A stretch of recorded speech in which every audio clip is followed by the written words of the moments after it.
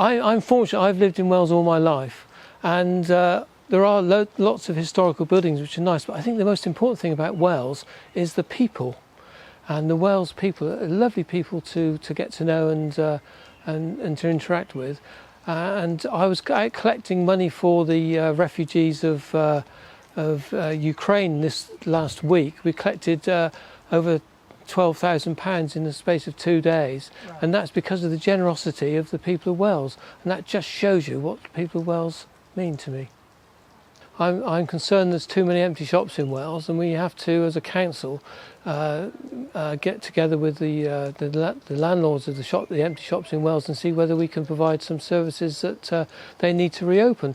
But it's also, if you take the post office as an example of a shop in Wales, who would have thought that 6 months ago that we'd have a post office that was based in a pet shop in Wales?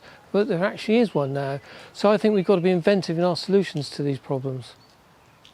It's great being in the park at the moment.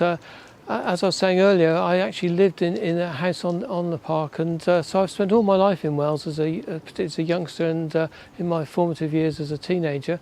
And I'm very aware that there's a lack of facilities for children in Wales. I think we must do more for that generation, because it's important. If we get things right for Wales, those youngsters can stay on in Wales, get educated in Wales, go to higher education in Wales, get jobs in Wales, get good quality jobs and get housing in Wales. I think that's good for the future of Wales, and we must pay a great deal of attention to that. People in Wales know I'm a cyclist, very keen on the Strawberry Line, which is being extended hopefully to Shepton Mallet soon. Is part of my training to be a cyclist is I rode off the bandstand in the recreation ground in Wales and broke, this is before the fencing went up, I was about 6 or 7 and broke my arm.